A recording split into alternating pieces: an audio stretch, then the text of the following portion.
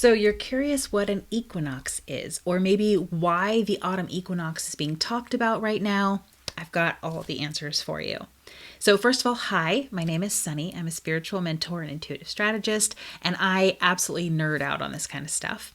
And what there is to know about me before we get started is one, I love human beings, and two, I'm a big fan of taking things from being informational to being experiential. My specialty is working with analytically minded folks to integrate spirituality. So if that sounds like you, stick around, you're in the right place.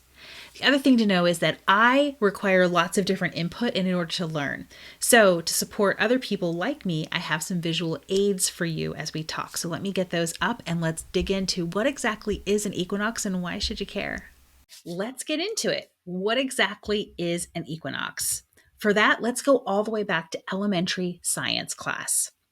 So, if you recall, the Earth has an axis that is tilted, and we rotate on that. And then on that tilted axis, we have an elliptical orbit around the sun. Because of these two things, we have a shift in how much light and darkness we have on our planet at any given moment.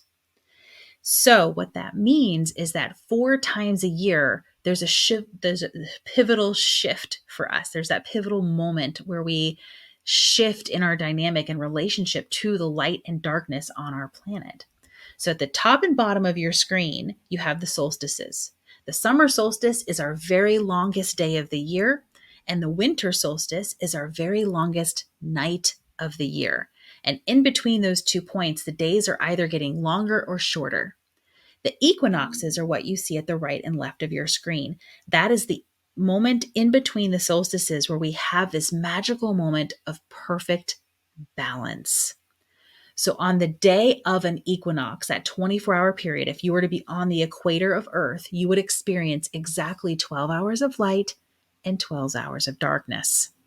So, the autumn equinox is that halfway point between the summer solstice and the winter solstice, where we have perfect balance.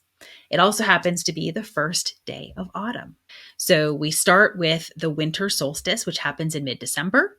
Then we have the spring equinox in mid-March. In mid-June, we have our summer solstice. And then in September, which is what we're talking about today, we have our autumn equinox. So the autumn equinox is the solar event that marks our transition into a new season, the season of autumn. From a personal development perspective, these seasonal shifts make a fantastic opportunity to do some self reflection and really align your life and your thinking into the energy of the season and really look at what lessons that season has to teach you and how aligning to it can support you in your life. Let me explain a little bit more. Okay, so we've established that autumn equinox is a time of transition. To really understand that, we want to first understand what we're transitioning from and to, right? So let's look at that. We're moving out of summer and into autumn. If we look at these metaphysically, summer is a time of activity and growth. It really supports us in finding sustainable habits, making progress on big goals. Summer brings with it a high risk of burnout, so it's also a time of discovering our limits, setting boundaries, and honoring ourselves. Summer is also a masculine time of year, and I don't mean this gender, I mean it energetically. Masculine energy is very go-getter, it's very me or self-focused, whereas feminine energy is more passive and focused on we or community success. So summer is a very masculine time of year. So if the autumn equinox is moving into autumn, that means the autumn equinox itself is the very pinnacle of masculine energy for our planet. And we're moving into the season of autumn.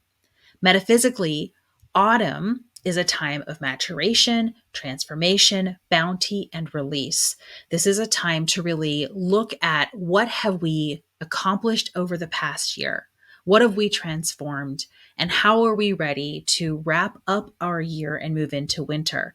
Because from a solar event perspective, when we look at the solstices and the equinox, which are solar events, autumn is the end of the year. When we move into winter, that's a new year. That's a new cycle on the wheel of life. I also like to look at things from an ancient perspective because people have been honoring the solstices and equinoxes for many generations. We're talking way before the times of Christ. These go back thousands and thousands of years.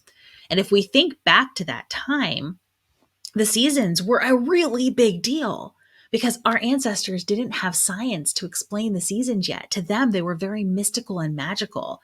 And so they did what humans are prone to do. They made up stories. Whenever we don't understand something, we're really good at making up stories about it. And that's what our ancestors did in the form of gods. So if we look at how our ancient ancestors celebrated, honored, and explained the seasonal transitions, we can start to really clearly see where we got some of our modern traditions. I'm not going to go too deeply into that here, but I do want to let you know that autumn equinox is also a pagan holiday or Sabbat, which is called Mabun or Mabon, depending on the pronunciation you prefer. So this is a sacred day for many religions. Really, any religion that is not Christian, Islam, or Judaism is considered pagan. And in the pagan traditions, this particular day is a big deal. In fact, some people call it witches' Thanksgiving or pagan Thanksgiving because this is the day, autumn equinox is the day where Thanksgiving is really honored.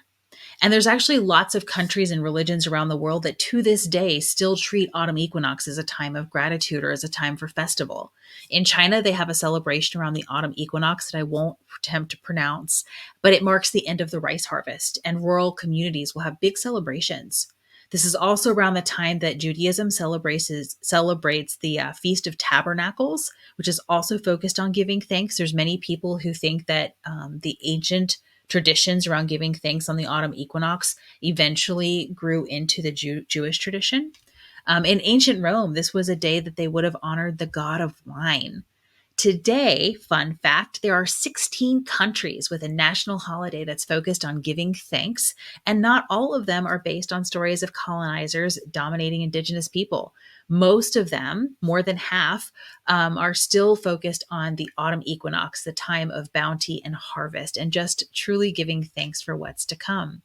So, if we stay focused on these ancient traditions that are associated with the holidays surrounding the autumn equinox, it's really an opportunity for us to consider what we plan to harvest for ourselves, for our own growth and development in this coming season, for us to practice gratitude and for us to prepare ourselves for the winter, which is in a solar year moving into a new year. So, this is the season that's leading up to starting the cycle all over again. The last thing I find it helpful to know when thinking about the autumn equinox is what is the energy of autumn as a whole season? What is it that we're transitioning our way into? Well, autumn has many themes, among them transformation. Death is a form of transformation, and the next sort of event coming up in autumn is Halloween. And Halloween is a whole big topic I could talk for a while on, but it is essentially a very age-old tradition that has morphed into what we think of it today, especially in the U.S. But it's a celebration of death. It's a celebration of completion.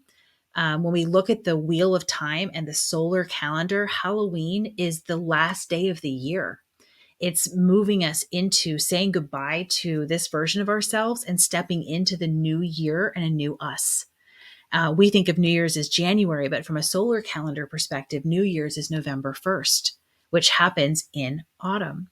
So transformation, death, saying goodbye to the old self, and celebrating new beginnings that are to come. Harvest, bounty, gratitude, and release is a really big theme of any equinox. From the autumn perspective, it's a very particular type of release. It's release from the lens of I know you no longer serve me, so I'm done with you. Think about a goal that you've had for a long time or an idea that you haven't done anything about and it's haunting you and you're making yourself wrong for not doing it. This is the opportunity to declare, I'm done with you. It's not failure. I'm just done. I release this idea or this goal. I release this thought pattern. I release this relationship, whatever's no longer serving you, releasing it out into ether. Just like the leaves on the trees are released. Trees release those leaves. We have the opportunity to release things from our lives. These are all the things that are coming up, the energy and what the planet is inviting us to do. This is all what's coming up in the autumn season. So to summarize, the autumn equinox is a time of balance and a time of transition. And here's the thing. As human beings, we are in a constant state of transition. Our planet is in a constant state of transition. Ray thinks so too. What happens is that for whatever reason, as humans, we want things to stabilize. We want things to stay still. And we have it that when we get somewhere, we've arrived and we want that to become the status quo. The reality is that hardly ever happens. We are always in a state of growth, change, transformation, transition.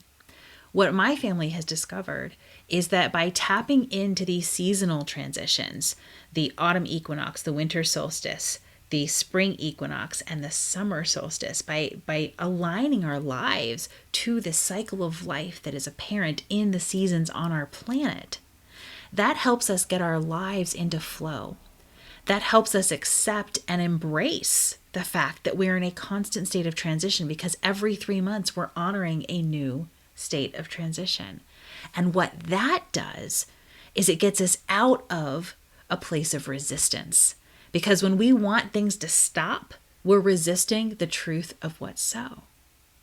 So my family has spent years aligning our lives to this sort of seasonal energy, the wheel of time, and the transitions that are always happening around us. What I've done is pull all of the stuff that I have learned on my journey about living in alignment with the seasons into a seasonal living guide that is available to you for free.